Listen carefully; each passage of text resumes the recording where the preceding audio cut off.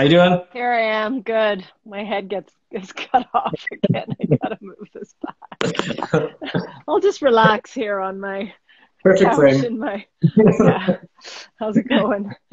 You've been busy. Well, the whole region's been busy. We have all I been. yeah, I've seen you and the mayor of Oakville and the mayors of all of the Halton region all over my TV screen.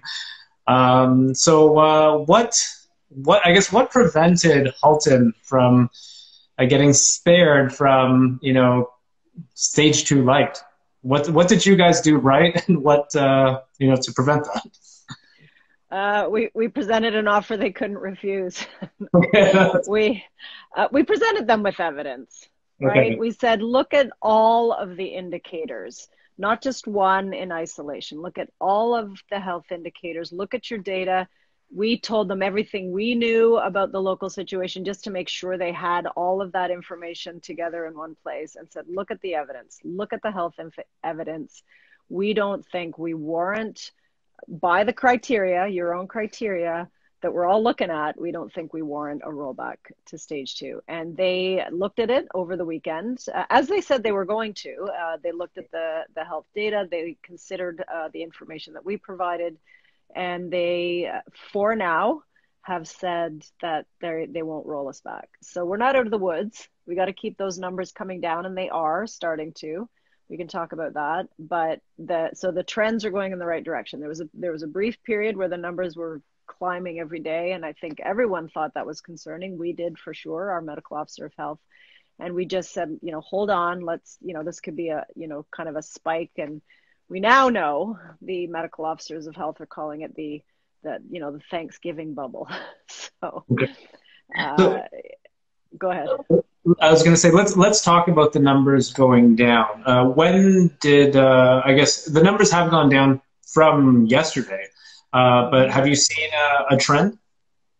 So the number of new infections are going down. So they peaked at about, 45, I think was the highest number I saw mid-October. They were in the 30s for a bit, then they dipped to 21. They're at 18 today. Burlington has 8 new cases today. And I also look at the active and resolved, because if you look at the cumulative total, it's a big number even for Halton Region, but a lot of those people have recovered. Um, and so you look at the active cases, especially any that need hospitalization. Those are two of the big indicator markers. We were at over 90 active cases at that peak period, where we first started hearing rumblings that Halton Region might get rolled back, and we are now at 69. So we Okay. keep going down. So even with new cases, they're being resolved. The pace of new cases has slowed, and there's more resolution. So at our lowest at the beginning of September, we were about 10 or 11 active cases. We spiked right up to over 90 in Burlington, and now we're hovering around 69. So we're headed back down, and Okay. that's the good news. But there's Um, lots of other indicators that are positive for us too, but that's the one that everyone kind of looks at, and that's the one that gets the headlines. But you have to understand those numbers. yeah.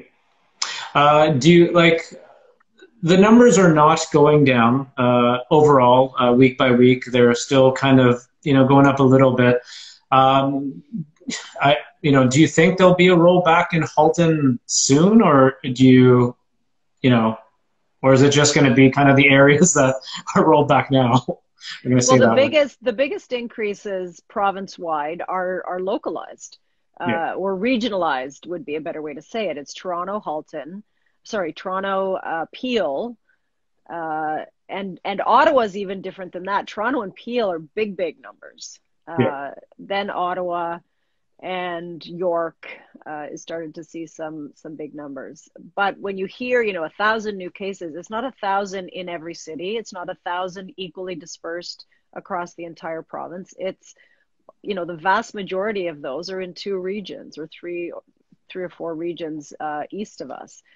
So it's really important to distinguish that when you pick up your paper and you read that news headline and you see it's increasing. Look at what's happening in our local community. It is different. We are not in the same situation as they are in the hotspots to the east of us. And that was our case that we put to the Premier and the Chief Medical Officer of Health is we're not the same. So look at the data, look at the evidence, treat us according to our local circumstance. And, you know, I've heard the argument, well, but we're right beside them. Yeah. Well, we've been beside them throughout the pandemic. We're not going anywhere. and our numbers have always been lower, and they're still lower. So, you know, health person will have to tell you why that is, but that is the way it is. It is different. And so we should be, as I said to one media outlet, we should be looked at based on health evidence, not geography. Okay. And I guess having been, I guess, not on lockdown or, you know, stage 2 light, has it posed any other problems or issues in regards to the influx of people coming in from, you know, the lockdown areas like Peel and Toronto to, I think we talked about this. Let's talk about gyms in particular. How are the issues with gyms in Burlington and Halton region? Well, we've heard that a number of gyms have voluntarily, the chain gyms, we have a lot of very local gyms as well where that's not an issue at all. But the chains where they do have travel membership privileges, we have heard from several of them through the members, Burlington members, that they voluntarily suspended membership privilege. I heard the day after our letter went out, I got a lovely letter from one of the biggest chains. I won't name them, but one of the biggest chains in Ontario and really kind of globally. But they voluntarily suspended it, and they applauded our efforts not to have a blanket shutdown, and they stepped up as corporate citizens to do their part. So that's exactly the kind of approach that we need. I've always been less concerned about travel in restaurants because there's a higher degree of ability to control people coming in. You can clean the table before and after. You can take, you know, the contact information. You can keep people kind of contained to their table and make them wear a mask when they get up. In gyms, it's not the same, right? It's on your honor to clean the fitness equipment. People do move between areas of the gym with their mask off. So it's a very different situation. And that was really our point was not all businesses are the same. Not all businesses have the same risk factors. Don't penalize the good businesses that have put all of the precautions in place and have no evidence of any COVID infections being traced back to them. And I think that's why you've seen the overwhelming support from residents and businesses alike to our correspondence, because that was our point. It wasn't simply don't roll us back, we're special. It was look at the evidence, we don't meet it, be more targeted, have a focused approach. We can't continue with the open, close, no, we're open, no, we're closed. Well, we may be closed, maybe we'll be open, we don't know. And go this week to week. It has to be looking at sectors or specific businesses, putting in place specific guidelines to keep people safe. And the public is demanding that now. It's a higher threshold, and they're right, and we need to step up. When Monday came around and, you know, stage 2 light was not going into effect in Halton, how many restaurants reached out to you and said, lots. Like, tell me about, like, I can't imagine. Well, you know, the outreach anymore is on social. So I get, you know, hundreds of emails a day too, but if you really want to look, it's public. I had over close to 400 likes on the Twitter post and you know, probably 100 comments, the vast majority saying, and residents and businesses alike on Instagram. A business had shared my letter with all of her fellow businesses and some sort of you know, she tagged all her fellow businesses, and that lit up my feeds. Facebook the same. So there have been hundreds and hundreds of different groups of folks on all of my social platforms, as well as I just got one 5 minutes ago from a resident saying thank you, and this is exactly the higher standard that we need to call ourselves to. So I've received lots of personal mail as well from, again, businesses and their customers and staff. That's the thing we have to remember too. Businesses employ people, and we have folks living on the edge, paycheck to paycheck. The CERB, while very helpful, and the federal and provincial programs, while very helpful, they are not sustainable for a lot of folks. They want to work. So we are going to need to figure out how to safely coexist with this thing, because even if we get a virus, when we get a vaccination, there will still be people that don't take it for whatever reason, that don't have access. It'll still be around until it's eradicated off the face of the earth. We're going to have to live with it for a good long time. And so we got to turn our mind to how do we do that safely. True. How are you and the mayor's best friends now after this weekend? I gotta ask, because it was one right after the other. I know you. We have a very good working relationship. Always have, actually. Since I'm the new kid on the block, as you know, they've known each other and worked together for a lot longer. So, but we meet for early in the pandemic. We started a Halton Mayors group, and we were meeting weekly. We kind of scaled that back a bit. I convene those meetings, and we're now back to every 2 weeks. So that was one of the things we discussed when we met last week, obviously, is this, and then we put it together. So I certainly value the wisdom and the collaboration. We don't always agree, by the way, and that's good. We have huge respect for each other. We don't, let's talk about ranked ballots. There's not a lot of agreement on that issue, but we were aligned on this one. So, but we have huge respect for each other. Good. We work well together. Good. How often do you talk to the province and Doug now? It's every couple of weeks. Yeah, every couple of weeks? As needed. I'll sometimes text him in between when we don't get a call. I try not to be too pestering of him, and so I save it for when we need to. But he did call about a week and a half ago to ask about stage 2, and this was before the letters, and we said, look, just look at the evidence. If it warrants, nobody's going to argue with you, but look at the evidence, and we don't think it meets the threshold. Okay. I'm assuming that if the numbers keep on going down, obviously, Halton will not enter into stage 2, but if they kind of flatline or go up, that's when it might happen, correct? Well, for sure. I mean, It all depends on the health indicators, and that's why we didn't say never put us back to stage 2. We didn't say that. We said look at the evidence, look at what the health data is telling you, and recognizing that you're always about 2 weeks behind, and it's only as good as your testing, and there's a whole other set of factors that contributes to that data. And also, actually, really important in the case of, well, all the municipalities, is we took voluntary measures. I think we talked about this on the recommendation from our medical officer of health. We have great respect for our MOH. We work well together, and we did voluntarily restrict fitness classes in city facilities. All the municipalities did that. We ended gameplay but retained practice and training, based on some evidence that we had seen around potential sources or actual sources of transmission. And if not in our city, we could easily point to others that this could be an issue. So we suspended that for a period of time. We did that to avoid a broader blanket that would have closed our restaurants, would have closed movie theaters, would have closed a whole bunch of other entire sectors. So we said, let's focus in, let's do what we can, and give those measures that we voluntarily implemented on the advice of our medical officer of health a chance to work.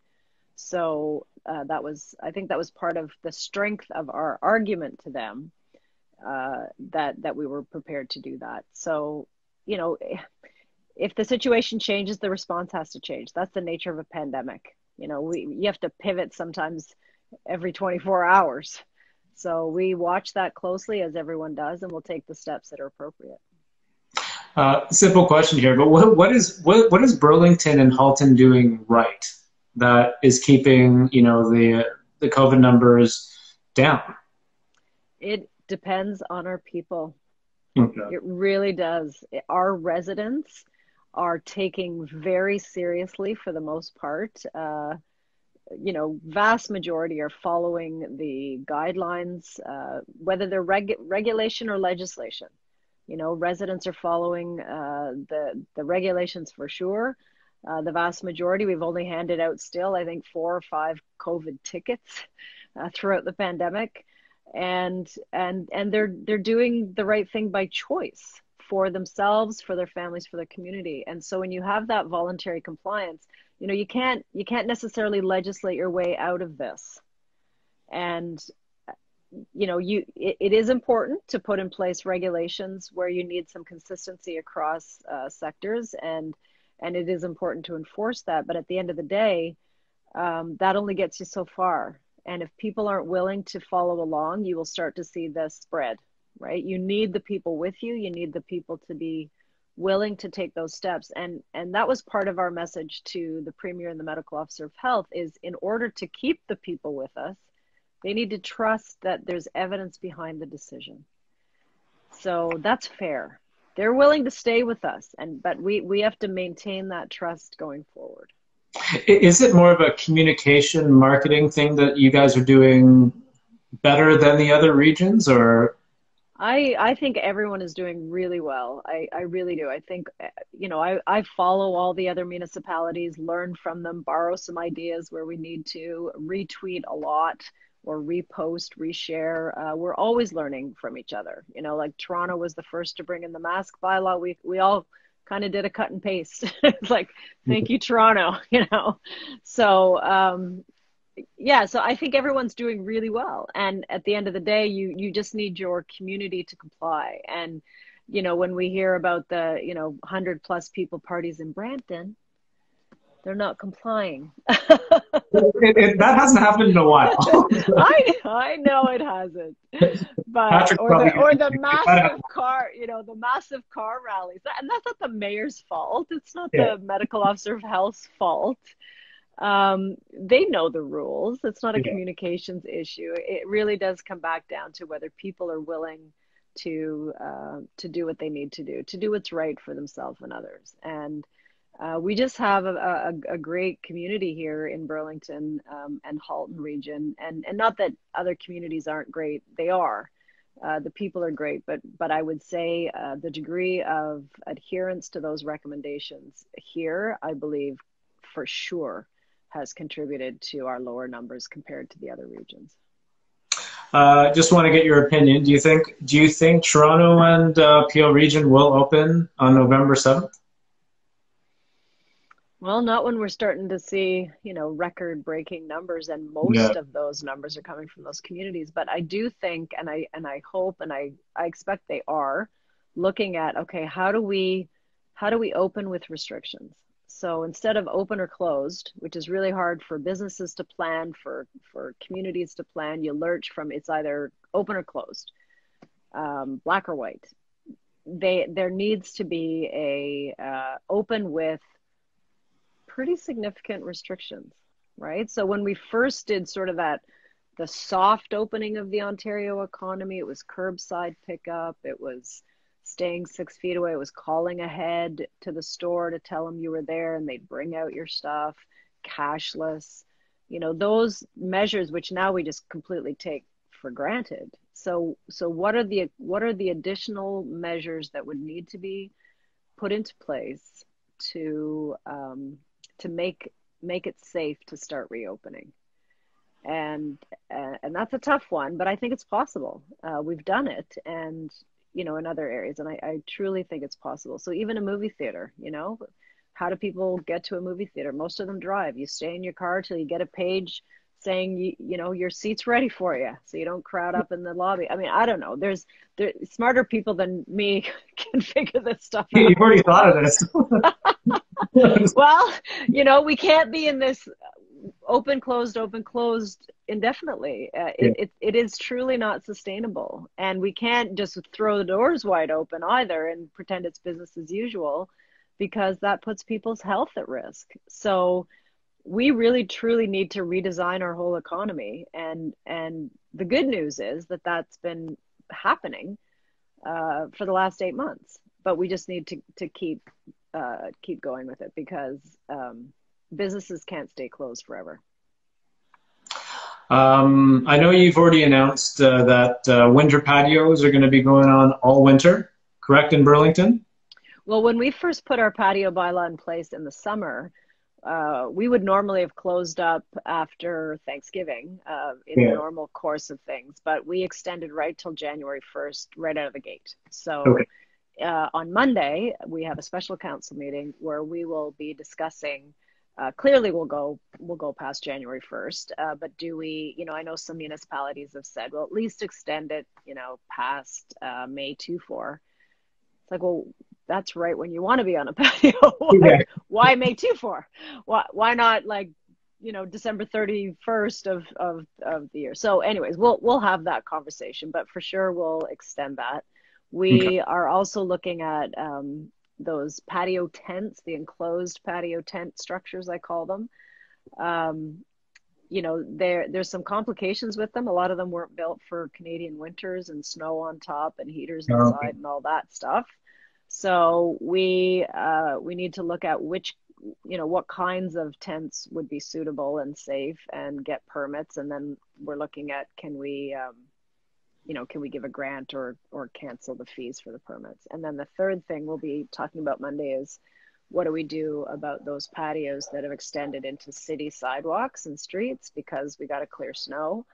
Um, I'm really hoping we can find a way to do it safely, to keep the patios on our city rights of way open. Toronto closed theirs, by the way, and some municipalities have chosen to do that as well. It's a balancing act. Yeah. So we got three big decisions, and then the patios in the private malls or retail plazas, they're a whole different issue. They probably don't have those same concerns. So Okay. And then last question, proposed carriage gate condo downtown. Why is the proposed 26-story condo development for downtown Burlington an important issue? well, this is about how we design our community together. And we just went through it was close to a 10-year process from start to end. It was about 2011, my first term of council, when our director of planning said, every 5 years we're supposed to revisit our official plan. We're kind of due. And we put the bow on that a month ago in Okay. 2020. Now we had an election and a blip in there because the original plan was so not what the community was looking for, not what I was looking for. So the plan's important because especially when you have a brand new hot off the presses plan, it still has to go to Halton Region for final approval. And it's subject to appeal and all that, but at least there's a council approved vision with our community now on the books. This plan is nothing like it. So the current official plan for the area that they're looking at is 2 to 4 stories. The proposed official plan would allow 3 stories and then some significant setbacks to maintain that low-rise feel on Brant up to 11 stories. So this is more than double that. And what I was really, really impressed by with the public meeting, we had a virtual meeting on Monday to discuss this, and the residents gave feedback, and they said, look, not opposed to development, either conform to the old plan, the 2 to 4, can live with the new plan, the vision to 11, with conditions and design and setbacks and all of those other things that would have to be built in. But this is excessive.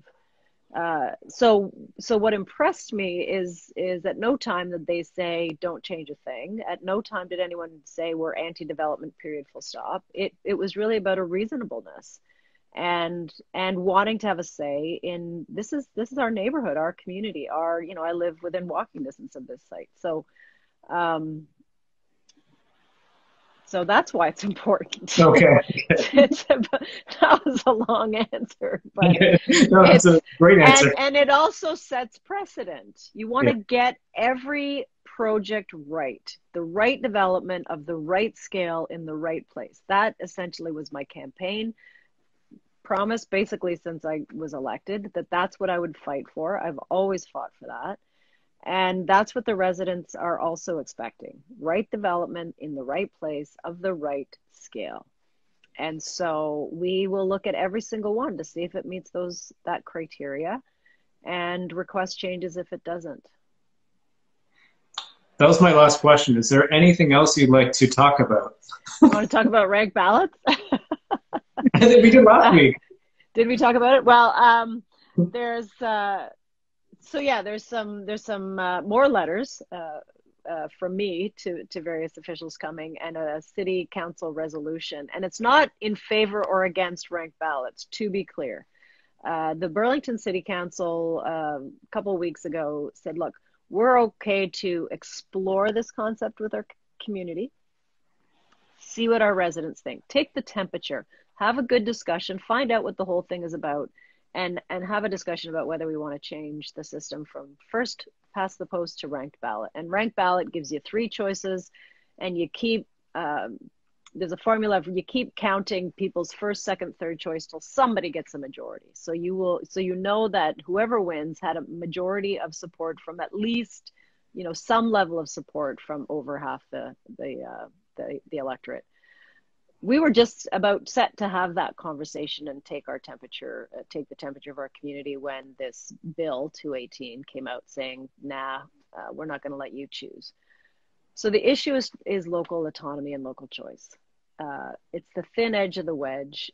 Municipalities really deserve to be treated as their own level of government, a responsible, independent order of government capable of making decisions in conversation with our citizens. So whatever your views about whether ranked ballots are the right way to go, and there's good discussion to be had on that issue, we can't even have the discussion. The choice has been taken. So that's the key. The bigger issue here is that municipalities need to stop being the kids in short pants to the province. Do you mind if I ask you, how do the other cities, what are their thoughts, or what are their takes? The other Halton municipalities, none of them. So one council voted it down, I think in 2018, another hasn't considered it, and the other doesn't have enough support to proceed from their council. And at regional council, they wouldn't do, because we all sit at both our local and regional council, unless there was majority support locally, you would never see it regionally either. So Burlington is really the only one in Halton that's looking at this. Fair enough. But London has already implemented it. Kingston and Cambridge had referendums in 2018. Vast majority supported a switch. So, and then a number of other municipalities like Burlington, Barrie, for example, were about to kick off a public consultation process to see where they wanted to go. So there's interest in a number of significant, good-sized communities in the GTA to at least have the conversation. But you can't.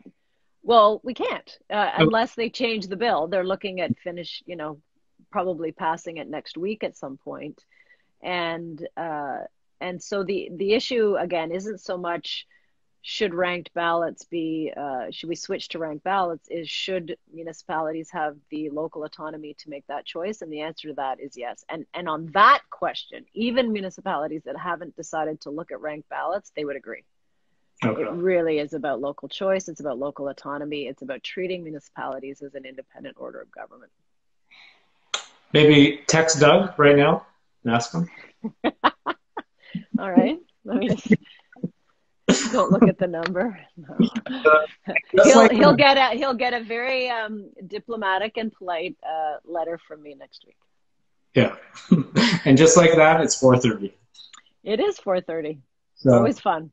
Always a good time. Thanks for the questions, and have a good evening, and enjoy your what do you like eating? Sorry, I've got a nice crab leg to eat tonight. Okay. Enjoy your crab leg. All right. That sounds weird all by itself, but that's what's supper. I'm just cutting that part out. Okay. See you later. See you later.